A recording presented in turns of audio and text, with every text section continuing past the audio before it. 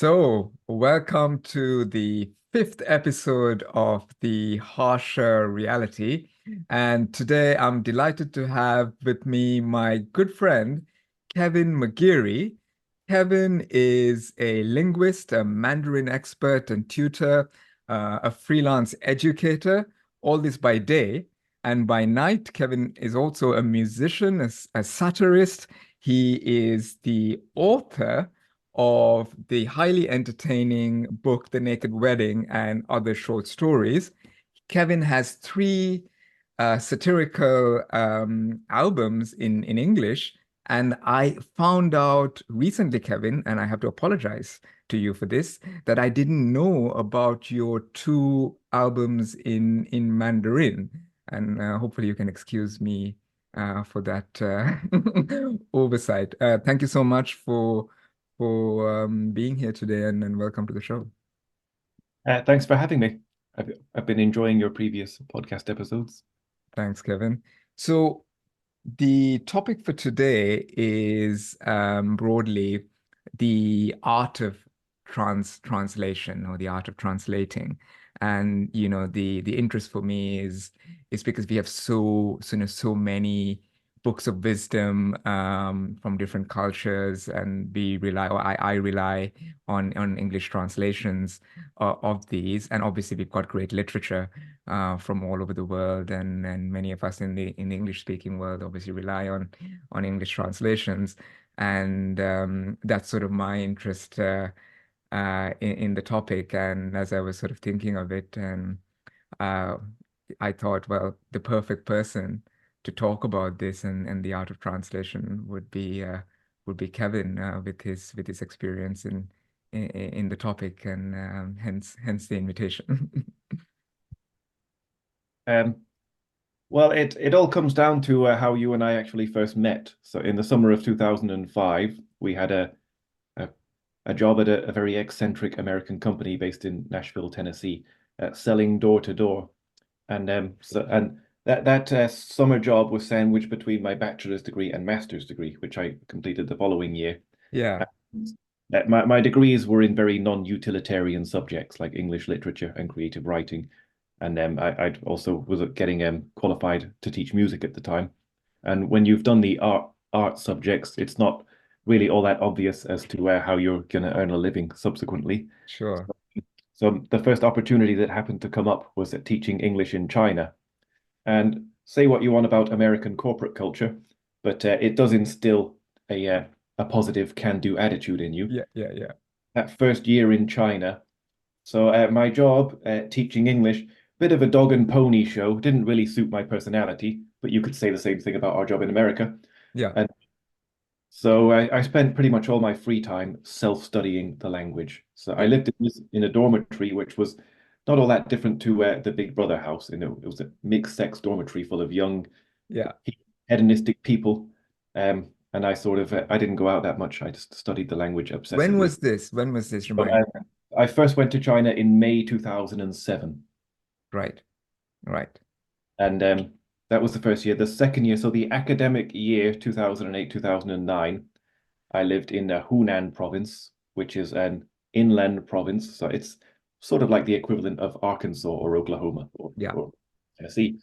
Um, and the only real form of entertainment in the evenings, because there was no smartphones in those days. Sure.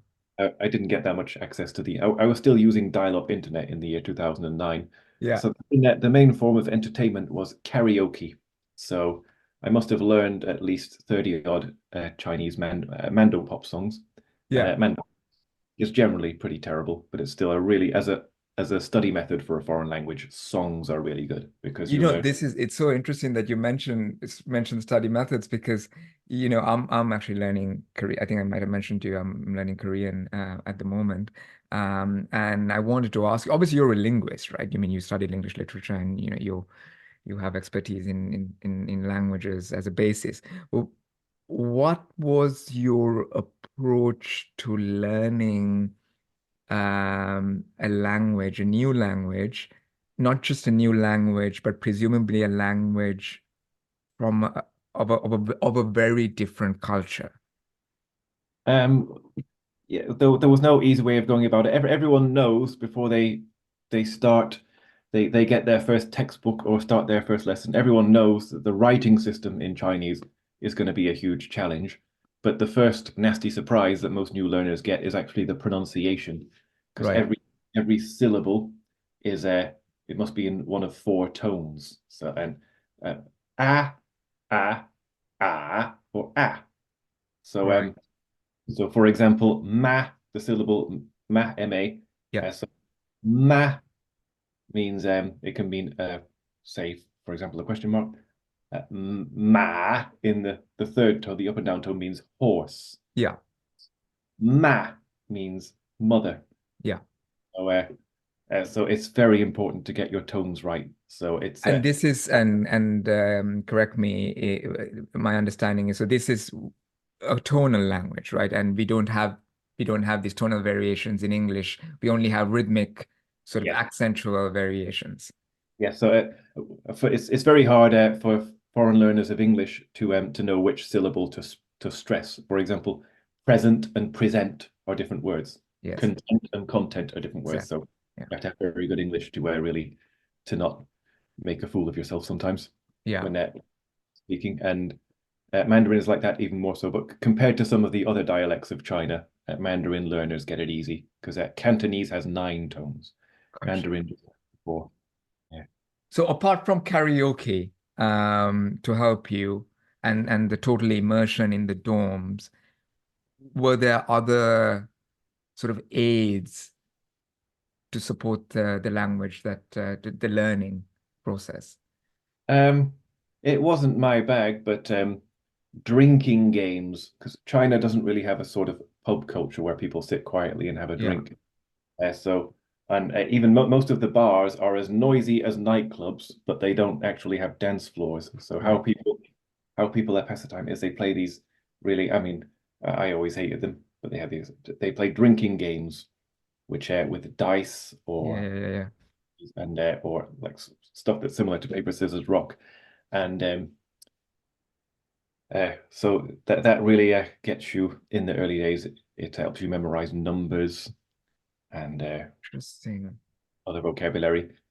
And but I don't think there's any way of really mastering a language without both studying hard from textbook from books and also immersion, speaking to real people.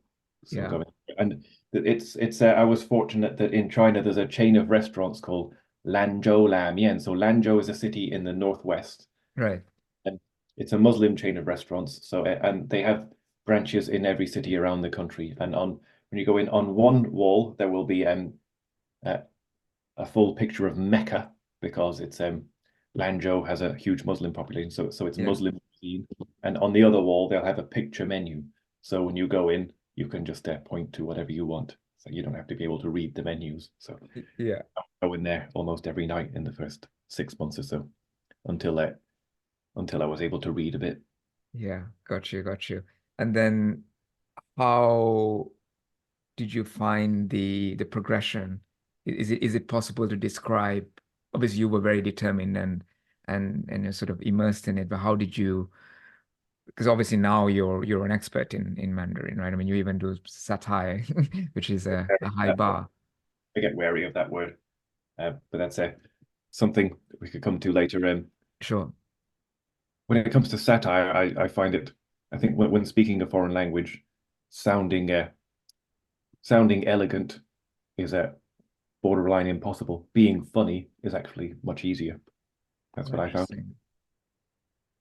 Um, Especially because no one really expects a Caucasian to speak their language more than to a higher level than being able to order a meal.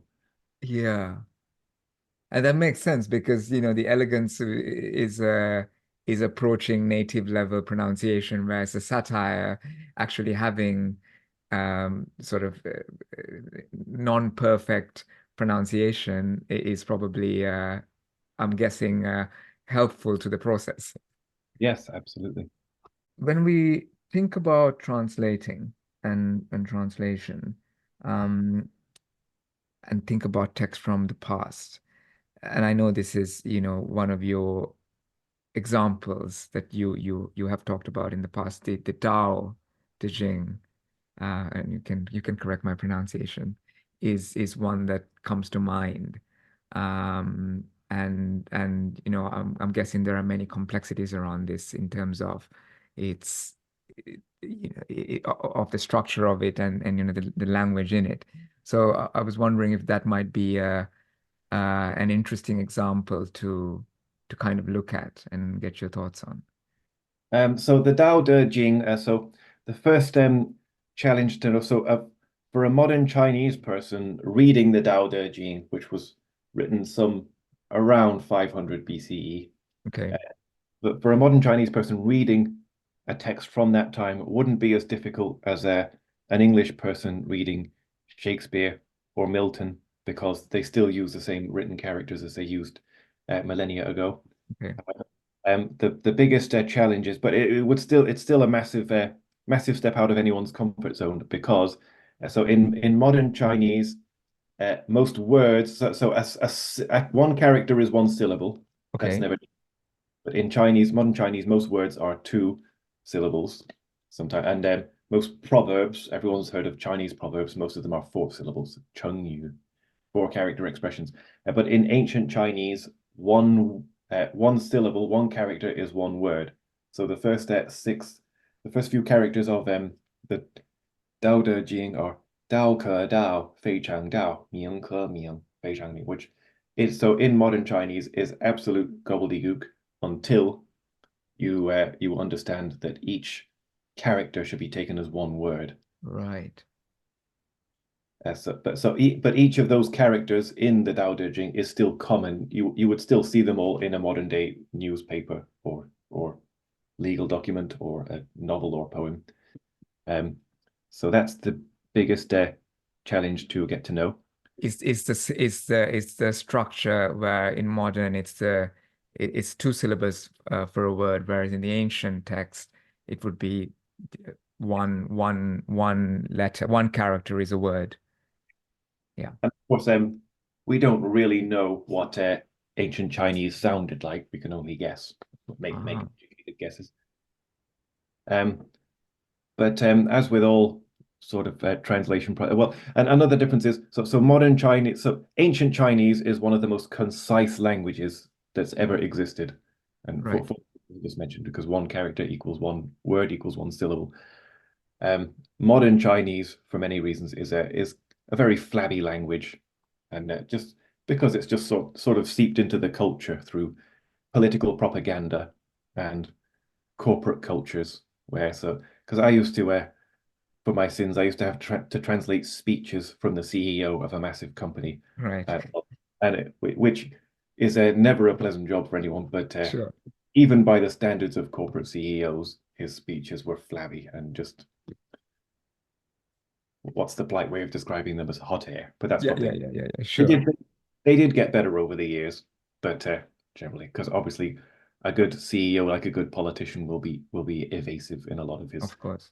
speech. And what you're saying is that the nature of modern Chinese um, is structurally more flabby compared to ancient Chinese, but is that also compared to something like English? Is it possible to draw a comparison, or does it Um, not make I sense to? find English so English that is well written enough to be published in the form of, say, a novel or Yeah. a book of essays, for example, tends to most educated Western people would agree that good English is concise English, Yeah. which is not tends not to be agreed upon in China. So, like for example, in fiction, adverbs are generally frowned upon, Hmm. and even too many verbs are usually a bad idea. But in Chinese, every noun tends to have a verb, and in English, consecutive verbs are frowned upon, but in Hmm. Chinese, they'll have multiple verbs in a row that means similar things. So when you translate it directly, it does sound very badly overwritten a lot of the Hmm. time. But on the subject of the Tao Te Ching, there's not a lot of texts that are that old that are still read or talked about. And so Yes. one similarity in the West is Homer. the Iliad and the Odyssey. So, and no one so Confucius, for example, was definitely a real person from Shandong province. Absolutely. Had disciples and pupils. Lao Tzu, or sometimes known as Lao Tzu. Yeah. Not a lot is known about this person. It probably was just one person, but compared to Homer from Greece, I think just about every town in Greece claims to be Homer's hometown. And who or what he or she was is not clear, like whether Yeah. they an important person or just a poet and a social outcast. Nobody Yeah. knows. But the striking similarity, so that there's a Cheshire-based author here in the Northwest called Alan Garner. So he became best known as a children's author in the 1960s. He must be nearly 90 by now.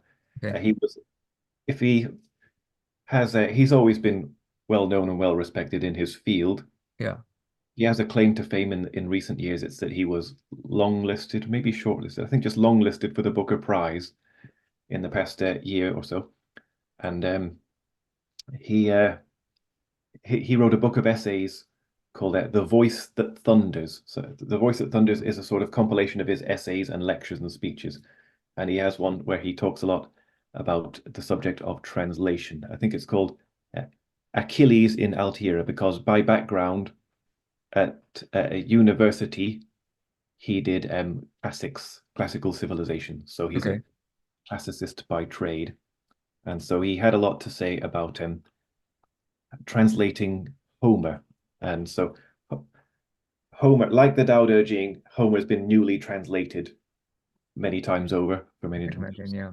In his book, that's the Achilles and Altamira, which was published in The Voice that Thunders. He says this: the more I contemplate the enormity of translation, the more I want to find some dark hole in which to die. The more I marvel at the ingenuity of language. In this instance, the questions are: what is the essence of Homer? What is the unique, unmistakable genius, as opposed to the mechanical transposition of words? The mechanical transposition of words, because you could never in a million years do justice to Lao Tzu or the Tao Te Ching by Yeah. simply mechanically translating the words. And another point he gets to is so some of the most well-known and well-respected translations of Homer over the centuries have included one by Alexander Pope, Yeah. who's still a famous poet who school kids study here in England. Chapman is another famous translation, but they're from centuries ago. So one of the arguments he makes is that new translations need to be made quite frequently because language is constantly evolving. Yes. So we're both huge fans of the book by Ian McGilchrist, The Master and His Emissary. And I remember reading a quote. So you first lent it to me over 10 years ago now. That's And right. there's a section in that where he quotes a French linguist called Hagege. And so when discussing differences between the right brain and the left brain, so the Sumerians, the earliest empire, were the first to write down numbers, and theirs was the first real empire. So European and Middle Eastern languages originated through the need to write down numbers for controlling crops, herds, people. Perhaps, however, and the quote from the book is, perhaps it is not so much that empires are the children of writing, but that both empires and writing, at least as it came to being in the West, are the children of the left hemisphere. Mm-hmm. Writing does not have to have this character. It may do so only in the West. In other cultures, writing may not have originated with the same ominous utilitarian agenda in view. The origin of Chinese writing appears to have been magico-religious. So it's written as one word, and every spell checker in the world will pull this up as being wrong, but Yes. it's But published he's intended it very specific. He's got a hyphen, right? in the book. It doesn't, but it should. So Yeah. magico-religious and divinatory rather than economic and mercantile. So Yes. perhaps it is true of writing only in the West that it is of this nature. This reflects something about our particular brain development in the West. So Western languages are designed to be comprehensible and accessible, whereas the origin of Chinese was most likely to communicate religious and spiritual ideas. So So Hmm. very different in origin. And so when during the period of time after, say, 1492, when Europe began to leave China in the dust, Yes. uh, one of uh, one of Europe's biggest strengths was, of course, the printing press. Hmm. Of course. And when it came to the printing press, the Chinese language was, of course, a massive ball ache. Because how would you? Because the characters are made up of so many different strokes and syllables, and there's Absolutely. so many subtle differences between characters that if one of your strokes is a bit too long, or there's a slight inflection where there shouldn't be, or there Completely changes the meaning, the meaning. pronunciation, everything. Wow. Wow. Even Wow. as a novice learner, it's a lot better now with new technology like Google Translate, which I didn't have when I was starting out. But as a novice learner of Chinese, a Chinese dictionary is an absolute pain in the arse. When you see a character you don't know, Yeah. do look at the smaller components that it's made up of, count the number of strokes in these smaller components, look it up at the beginning of the dictionary, find out the pinyin, which is the romanization there, and then look it up alphabetically. So it takes at least 5 times as long as it would with a European language when you see a word that you don't know. Wow. But Wow. efficiency, yeah. So the language is inefficient, but that's arguably part of its charm. So compare that to Vietnam, which was colonized by the French. So spoken Vietnamese is still quite close to spoken Cantonese, because Yes. is um is really a sister culture of China, but their all writing system vanished decades and decades ago. Yeah. They use a Romanized system, which I think I don't speak it at all, but on the page looks really ugly because every word has these strokes and these accents Yeah. over it to give you a guide on how to pronounce the words.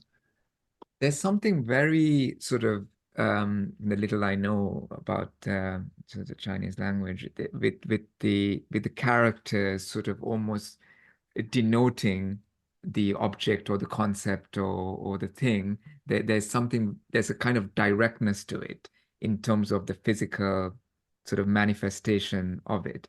Um, and I wonder if that has an impact on the way the language is read or kind of felt as an aesthetic. I don't know what your thoughts and Yeah, feelings are on this particular aspect.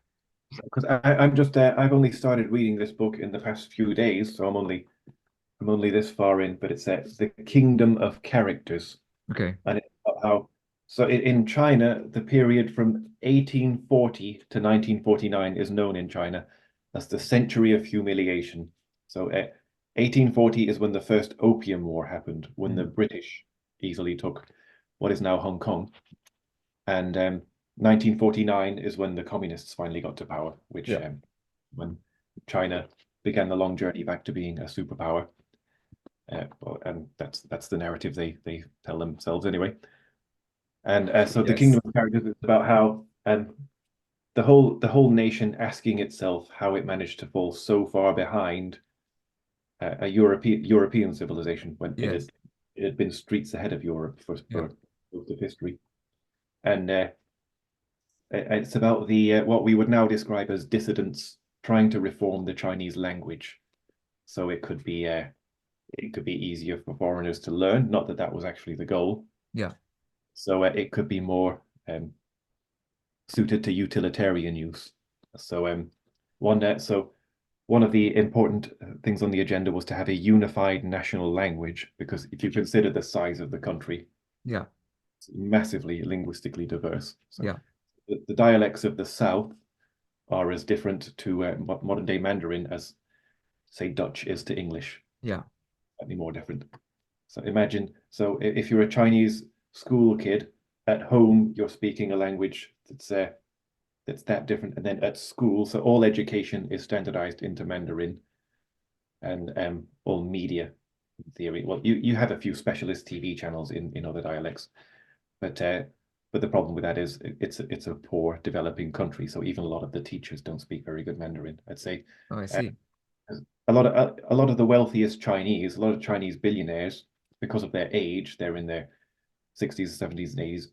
don't even speak Mandarin that comprehensively because they would have grown up in a much poorer China. Right, right, right. That's very interesting. And another, so the method I've always used, and the vast majority of foreigners who learn Chinese, the method they use to type it is called pinyin, which is a romanized form of the Chinese language. It's not the only one, but it's now the standard one. But before that, there was Wade Giles. Yeah. So this book also covers the invention of pinyin. The bloke who invented pinyin lived to aged 109, but he did die a few years ago. So if you type, say, if you type the words, the characters M-A, ma, Yeah. so it will give you all of the possible options, of which there are many, and then you punch in a number to pick the right one. So even typing the language is also quite inefficient. So it's Yeah. So are there any benefits then to this this kind of the pictorial representation, because it's sort of what's the word? It's like a it's pictorial, I guess. Many of the characters also have been led to understand. The advantages are it wears its etymology on its sleeve, if that Yes, makes exactly.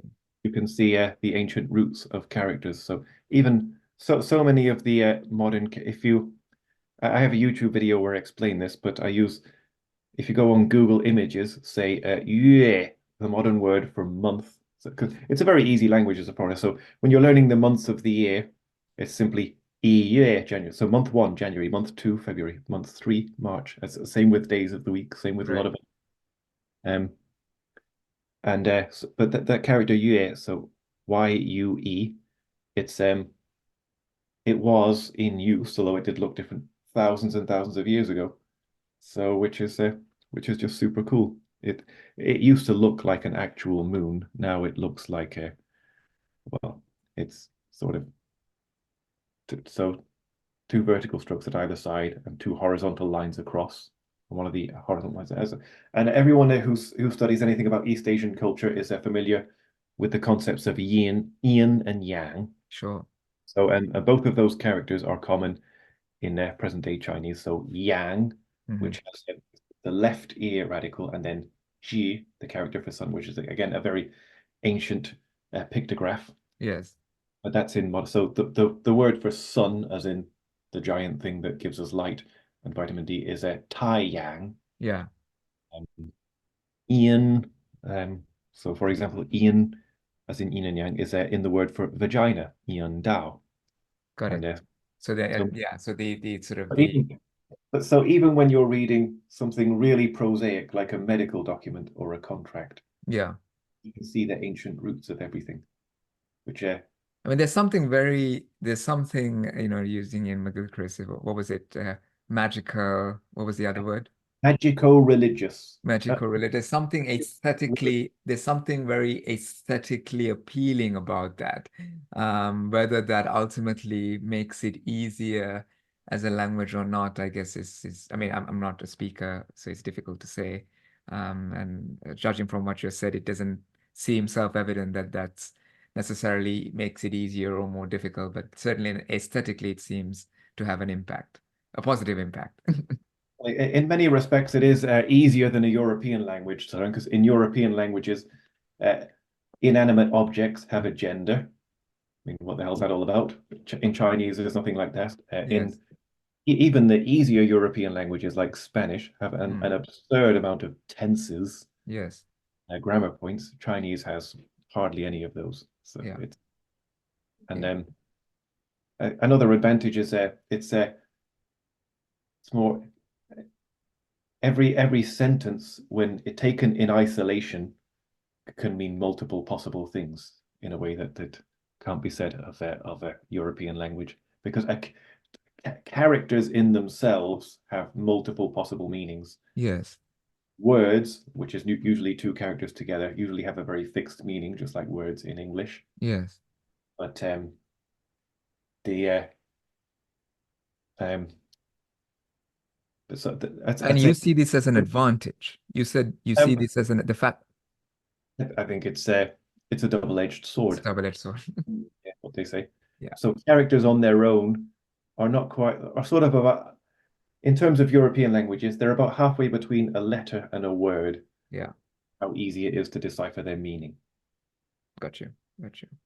So, if we go back to the Tao Te Ching and the sort of magical religious um aspect of ancient Chinese, how do you rate or feel about the various translations? And sort of, do you have um, your own views on them? And do you have a favorite, for example? Because I know it's a text you're familiar with, and it's one of my sort of favorite texts as well. The most respected ones tend to that appear in bookshops and have come in fancy packaging.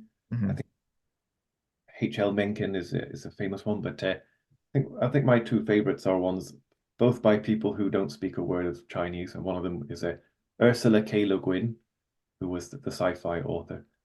Another someone who's working and working today is called Charles Davis, who is just someone who was had a lifelong obsession with the text, and like so I really like those because they're not bogged down by the need to be faithful to the original, which can often get in the way Yes. because people who translate books professionally often have a background in, say, corporate translation, maybe translating advertising slogans or stuff like, or marketing or contracts or stuff like that. So they have to a huge degree, be faithful to the original, which can often get in the way because it was written millennia ago. Absolutely. And it falls into what, you were saying before, into sort of a mechanistic approach rather than I also very much like the Ursula Le Guin translation. And I think in somewhere in the back in the notes, she talks about the spirit, capturing the spirit and the essence of it, which I feel myself she's tried very hard to do. And the so you'll be familiar with John Gray's book Straw Dogs, Absolutely. I love it.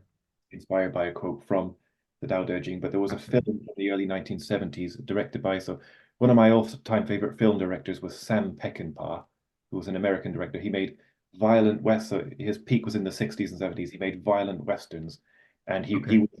he was very much like the characters that he had portrayed on screen. He was a hard drinking man's man with a military background, and he had made a film in made and set in Cornwall in the early 1970s called Straw Dogs. Right. It had Dustin Hoffman in the lead, who was already a massive star by then. Okay, I've not seen this. I'm gonna okay. Yes, it's worth looking up, but it's sort of like he's a mild-mannered American mathematician who moves into this rough and ready small town in Cornwall, and he gets targeted by the locals. And because his uh, his marriage is under strain, as most marriages would be when you move to a foreign country, and these local hard cases target his wife. So I think a good way of describing it succinctly would be a bit like Home Alone, but not at all funny Right. in the way he gets his revenge on these guys. So sometimes I think, when we read translations, really it's almost like to call it a new work is probably too much, but we're almost receiving the translator is as important as the original text. And we are probably, one of the questions I sort of always think about is a large part of what the reader receives is probably coming from the translator themselves. And to what extent that is a new work, I guess, will depend on the text and whatnot. But when I think of something like the Tao Te Ching, sometimes obviously, there are themes, right? When you look at multiple translations, if you read 10 translations, then you will find the same sort of threads and the same essence, the same kind of ideas, concepts. so permeating through all of them, but each will have its unique signature. And I'm sort of wondering how you think about this when you read translated text. Um, the publishing industry, at least here in the UK, is inching toward giving more recognition to translators, stuff like that. So you might find this inspirational. Some people might find it intimidating, but the International Booker Prize, the winner of the 2016 winner of the International Booker Prize was The Vegetarian by Han Kang. Okay. A novel. So Han Kang is a Korean author, and her book is set in South Korea, where vegetarianism is very rare. Yes. A woman who translated it is a British woman about our age, maybe slightly younger, called Deborah Smith, and she's only started learning Korean in the year 2011.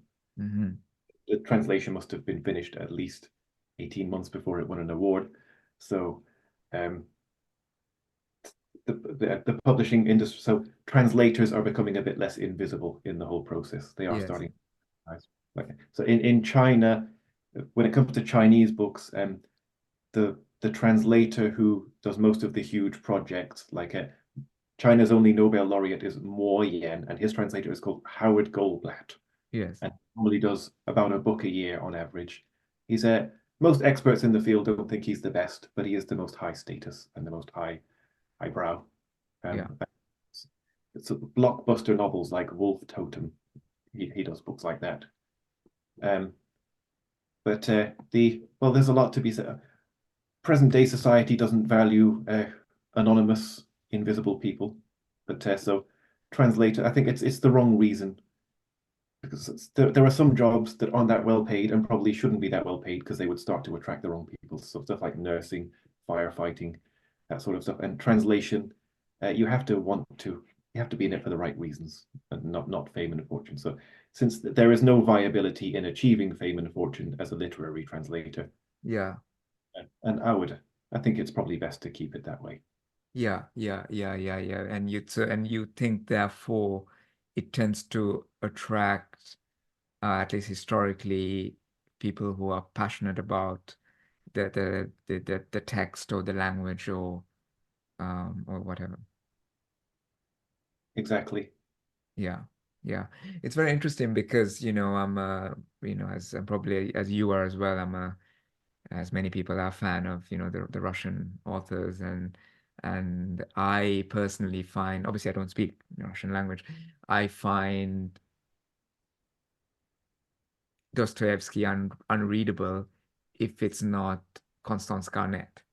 And again, I have a doubt in my mind, is that because I started by reading Constance Garnett and I've, got into her style of writing, and therefore have been conditioned and now find anything else?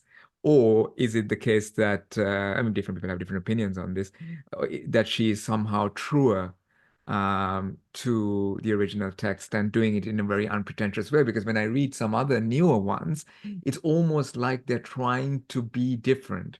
The text doesn't flow sometimes. There are unnecessarily big words, which contextually you think sort of, if I look back at it, I'm like, this conversation is flowing in a certain way, but we have this string of words that is appearing, which is completely jarring, as sort of just a poetic, sort of a string of prose. And I don't know whether you have any thoughts on this. I think what gave Constance Garnett her touch of greatness was that her lack of pretension and her lack of aspiration to be seen as a talented author in her own right. So I'd say in her case it was a strength rather than a weakness.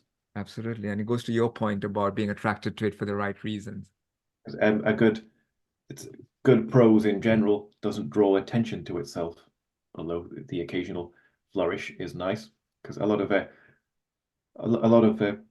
books that I find real page turners.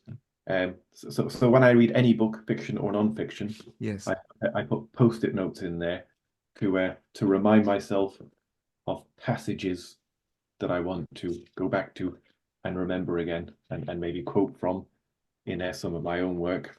But I find that most page-turning novels don't have that many of them because you don't get you don't want to be pulled out of the story to admire the prose. You want to just enjoy it. So I think good prose is like a window, and it's not a window's job to be noticeable. It's a window's job to be looked through. Absolutely. Absolutely. And there's a kind of, yeah, so the unpretentiousness, the flow, it lends itself to conveying something beyond just the text in a sense. Whereas text that draws attention to itself, it's almost like being a self-conscious musician. If you're a self-conscious musician, it's fucking lame, right? And you know people won't people won't enjoy it. And it's the same, I suppose it's the same principle at play with text and with translation. If the translator is sort of trying to draw attention to him or herself through the text, then that it creates the same lameness that self-consciousness in a musician brings out. Definitely. It's been absolutely fascinating to hear from you about the sort of complexities of language and translation and with ancient texts particularly. Do you think you'd ever have a go at something like the Tao Te Ching? The Tao Te Ching itself, well, it's kind of been done to death, and there are recent translations that I feel I don't have that much to add to, but I have some really exciting projects going on at the moment. So for example, my YouTube channel Mandarin Monday, Yes. more recent videos, is me talking through a short story that was published 10 years ago in 2014. So it's a really great short story. So in Chinese, so although China is much lower down, further down in the UK in terms of per capita GDP, so in theory it's a much poorer country. The literacy of the general population tends to be very high. So uh, so literary magazines actually do really well in China. Right. There was one called the story itself is so a poor Chinese man gets himself educated and gets a good job, and he emigrates to a rich Western country. It never says which one, and he marries a, uh, a rich white woman. Right. Uh, when she gets pregnant, she's become so jealous of his backstory, how he grew up in a river among Mother Nature, among mountains, rivers, etc., that she decides that she's going to give birth to their first child without the help of medical science, because she feels a natural birth is a Sure. to bring their child into the world, and he Yeah. is furious about this because he has worked so hard all of his life to get away from all of that. So the it's a clash of East and West, the machine against the wilderness, rich against poor, Sounds and fascinating. so I've been in touch with the original author. It took me almost 10 years to get hold of her on and off, but I finally did on LinkedIn, and she's given my blessing, and I've already given her blessing to me to submit it to publishers, and I've already submitted it. So I expect, and if the publishers, I can just self-publish it.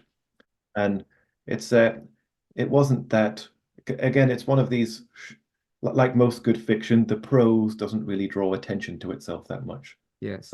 Just a case of putting in the hours than being some kind of super talented person. And also the story is called The Singing of the Bluebird because the woman gets the idea from seeing outside of the window of their nice house. There's Right. a nest where a bluebird is looking after four eggs, and that's where she gets the idea. And it's also symbolizes the bluebird is uh, symbolic of her blue eyes.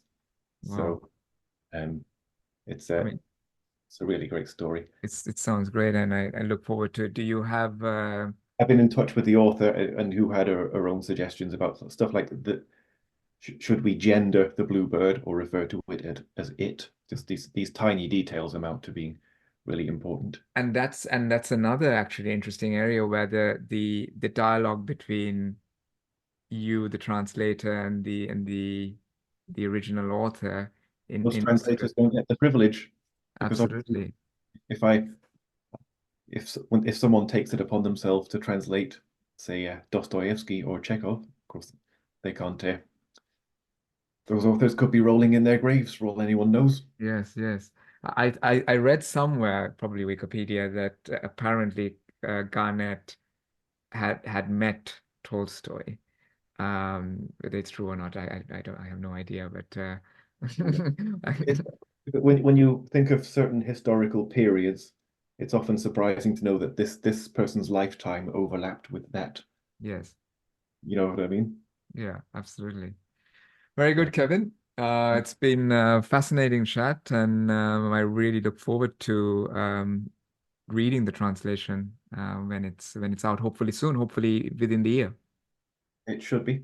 Also, and translation, the whole songwriting process, that I've been involved for 15 years now.